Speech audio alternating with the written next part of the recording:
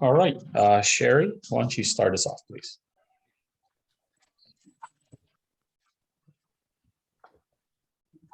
And did you say 5? Yes, 5, please. But Jacob soon learned that Laban's sons were grumbling about him. Jacob has robbed our father of everything, they said. He has gained all.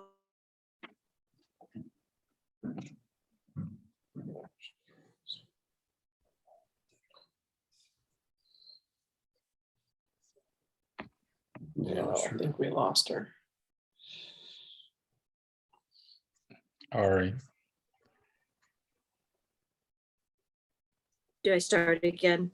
Yeah, go ahead. Why don't you start again?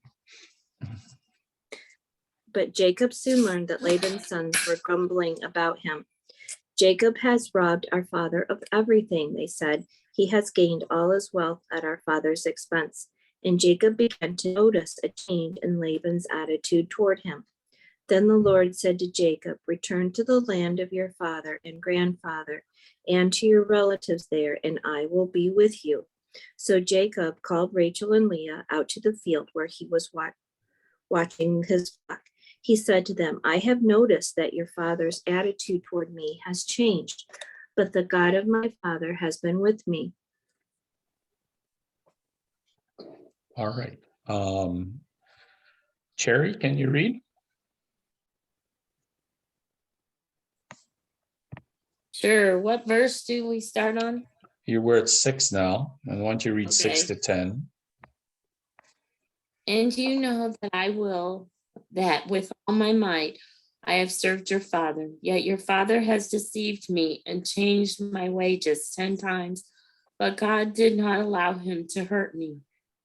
If he said thus, the speckled shall be your wages, and then all the flocks bore speckled. And if he said thus, the streaked shall be your wages, then all the flocks bore streaked. So God has taken away the livestock of your father and given them to me. And it happened at the time when the flocks conceived, that I lifted my eyes and saw in a dream, and behold, the rams which leaped upon the flocks were streaked, speckled, and gray spotted. All right. Todd and Hannah. Then the angel of God spoke to me in a dream, saying, Jacob. And I said, Here I am. And he said, Lift your eyes now and see, all the rams which leap on the flocks are streaked, speckled, and gray spotted. For I have seen all that Laban is doing to you. I am the God of Bethel, where you anointed the pillar, and where you made a vow to me. Now arise, get out of this land, and return to the land of your family.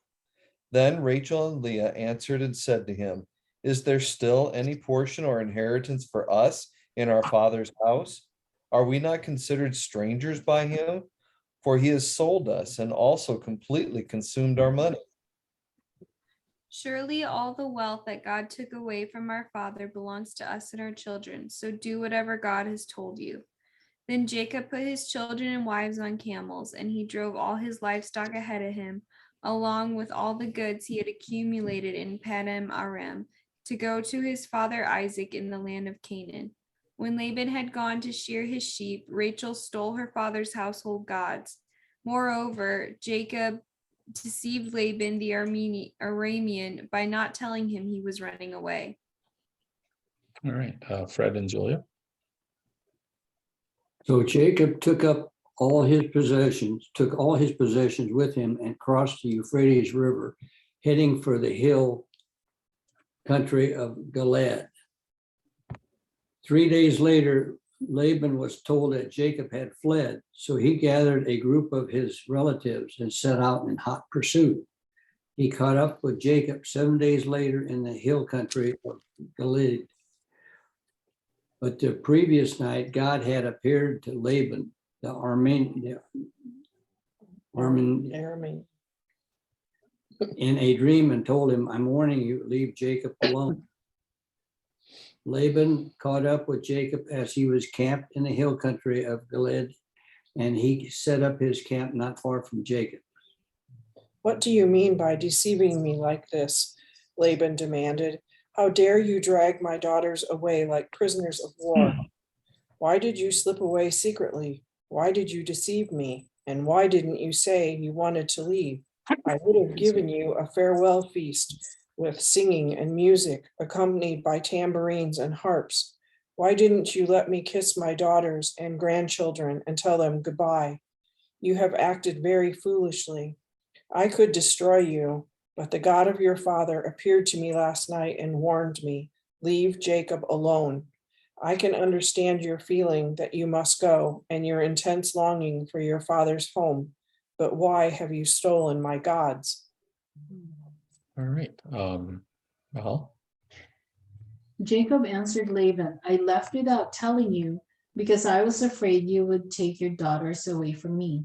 If you find anyone here who has taken your idols, that person will be killed. Your relatives will be my witnesses. You may look for anything that belongs to you and take anything that is yours. Now Jacob did not know that Rachel had stolen Laban's idols. So Laban looked in Jacob's tent, in Leah's tent, and in the tent where the two slave women stayed, but he did not find his idols. When he left Leah's tent, he went into Rachel's tent. Rachel had hidden the idols inside her camel's saddle and was sitting on them. Although Laban looked through the whole tent, he did not find them.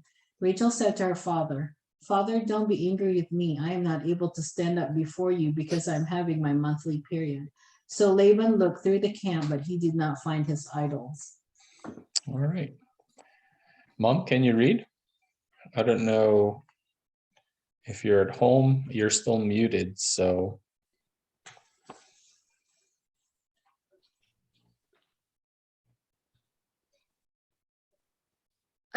Cannot read this time. Okay, Excuse me this time, friend. that's fine. Thank That's you. fine, Mom. All right. Let's go back to Sherry.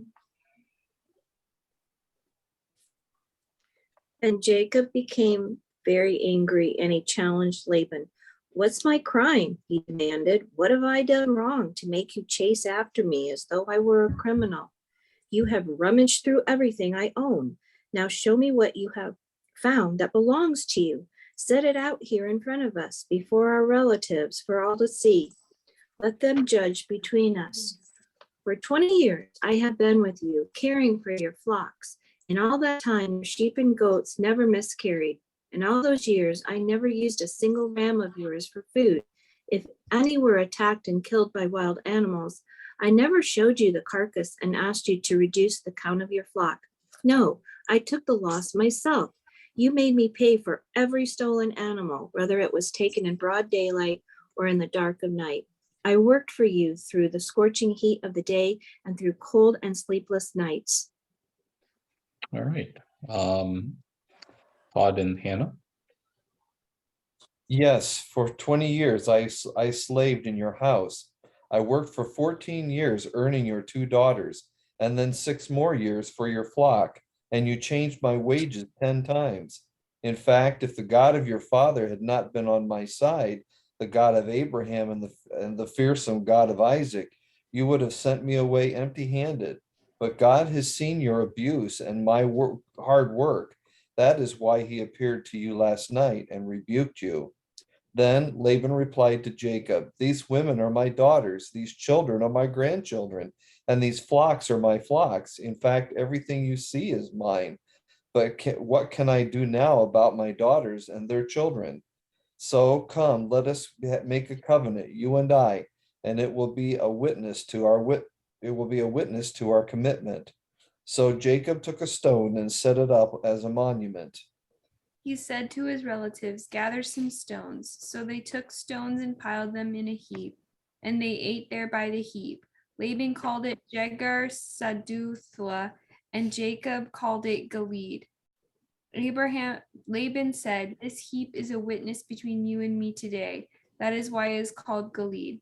It was also called Mizpah, because he said, may the Lord keep watch between you and me when we are away from each other.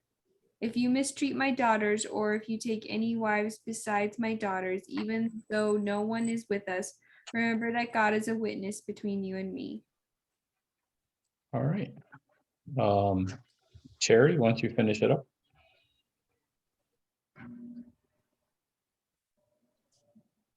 Then Laban said to Jacob, here is the heap, and here is the pillar, which I have placed between you and me. This heap is a witness, and this pillar is a witness, that I will not pass beyond this heap to you, and you will not pass beyond this heap and this pillar to me for harm. The God of Abraham, the God of Nahor, and the God of their father judge between us. And Jacob swore by the fear of his father Isaac. Then Jacob offered a sacrifice on the mountain and called his brethren to eat bread. And they ate bread and stayed all night on the mountain. And early in the morning, Laban arose and kissed his sons and daughters and blessed them. Then Laban departed and returned to his place. All right. Anything stand out?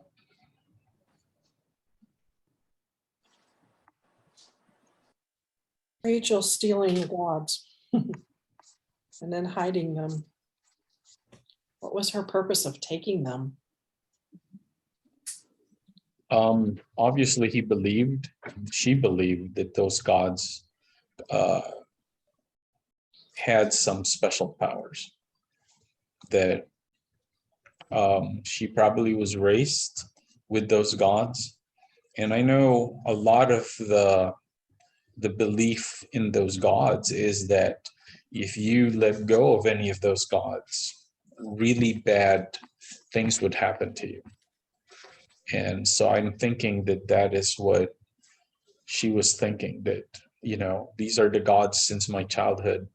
I want to make sure I have them, just in case I'm going to have some really bad luck down the road. And I think for the most part, Rachel probably thought she had bad luck to begin with, because she didn't have kids, you know, things like that.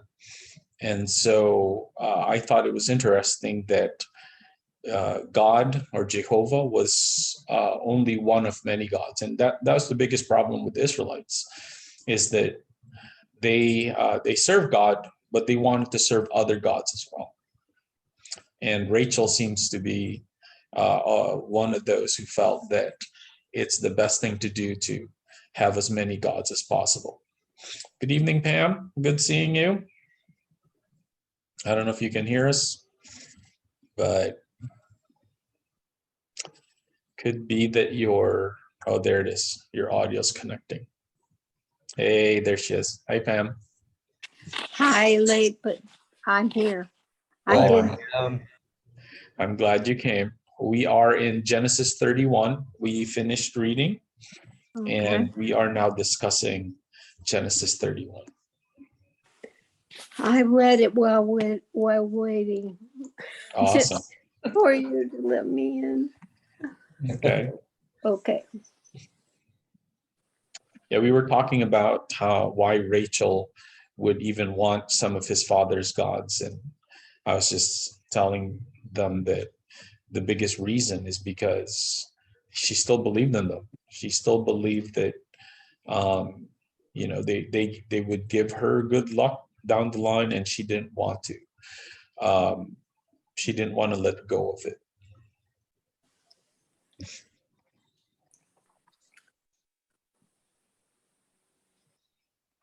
Laban is quite the con man, isn't he? Yeah. Definitely. Yep. I think changing the wages 10 times. This is the first time that has come up. We know that, you know, he obviously cheated with Leah and Rachel. And I thought it was also interesting that his daughters didn't respect him very much either. Yeah. Sounds to me like he got his just desserts. Right. Although for the most part, again, he just wanted, it's not really free labor, but, you know, obviously he got a lot of blessings because Jacob was there. This whole thing started out because his sons were fighting and basically accusing that Jacob is stealing all their wealth. And I think that's because Jacob was getting a lot more things than they are, that somehow God was blessing him more than he was blessing Laban. And usually that's what happens when, let's just say you all started out like Jacob started out with maybe a few goats and a few sheep. And all of a sudden, at the end of 20 years, he had a whole lot more than Laban or Laban's sons. And this is after Laban changed his wages 10 times. So after a while, I think even the kids are like, man, we can't win with this guy. I'm sure they saw their inheritance disappearing. Right, right.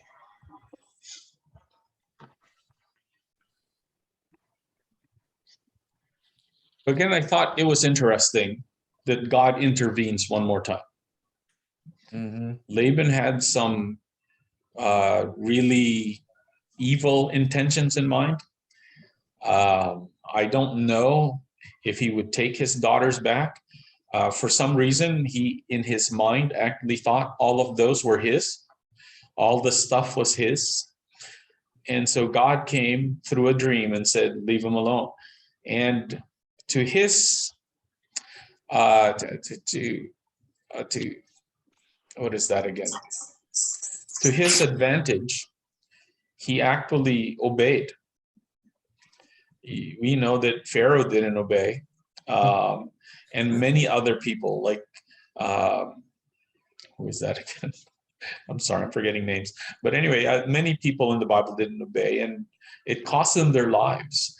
I wonder what would happen to Laban if he didn't obey, if he decided to start stealing his daughters and all the flocks back. Because Jacob wouldn't have any fight in him. Obviously, Laban came, pursued him for 10 days. He probably had a whole bunch of servants, probably better servants than Jacob. And Jacob would be at his mercy. But God intervened. This is part of God's plan, and even Laban won't be able to do anything with that. It must have been quite a dream.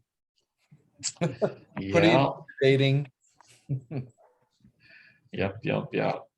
I think this is the one I was confused because I thought I remember God talking to one of them, and I thought it was Esau, but it was Laban that he talked to warn him about not touching Jacob. A few nights ago, we were talking about Esau, and I thought it was Esau that God had talked to, but it was Laban. Okay. I haven't read ahead yet, so I was thinking maybe I missed something with Esau. Maybe I read Esau's ahead. name will come. Oh, you did? Okay. Yeah, I read ahead after that night, and I'm thinking, no, I was wrong. I was wrong about that. And now that we read that up, I'm like, here's where I read that. So I get it.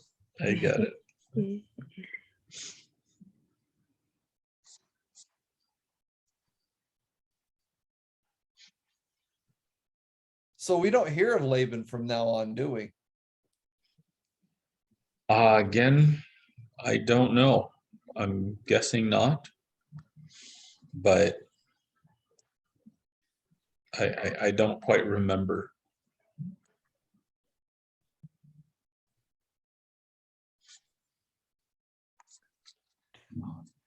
Now, I thought it was interesting that in order to make the treaty, they gave the stones.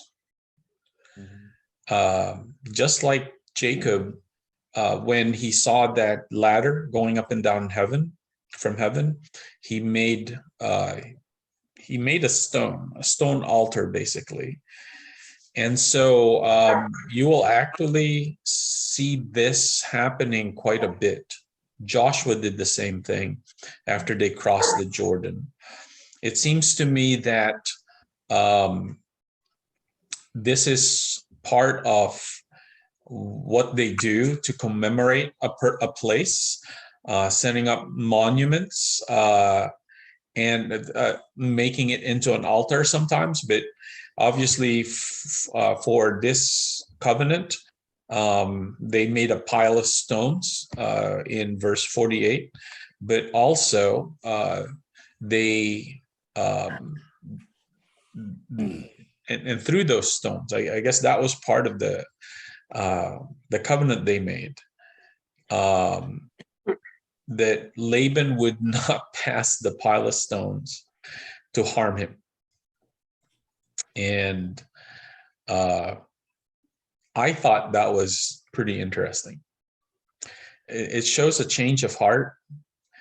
And I don't know what Laban did when he got home. Maybe his sons got all disappointed because they were hoping that somehow all of Jacob's flocks, or at least half of it, would come back. But this again tells me what happens when God intervenes.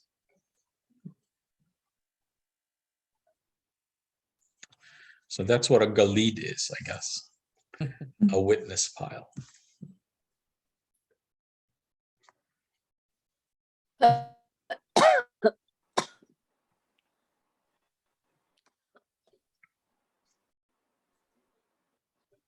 Sorry, Mom, you're cutting in and out. Were you saying something? Sorry. It's okay. No, I'm coughing. Oh no, are you Sorry. okay? I hope you're not sick. Not really. You're not okay? I'm not okay. Oh no, sorry. All right, well, That's okay. Got to call. Pray for me. we'll definitely will. Definitely. When did this happen? When did this start? Today I fell. Oh, no. And my body is aching. I did not break anything except that I was like shaken, and I felt it's not really very painful. There was no broken bones, but I was shaken and I had the pain, but not really that much pain. So I'm just lying down listening. Okay, is this outside or inside? Inside is in the kitchen. Oh, okay. Well, I'm glad nothing's broken. But yeah, No, nothing is broken. Nothing is broken because I could walk, but it's just a little bit of pain. right. A little achiness. Okay. Well, I'm glad you're still part of tonight. Yes. Thank you.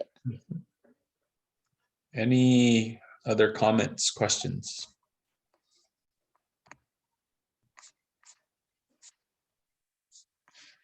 All right. I'm gonna stop the recording.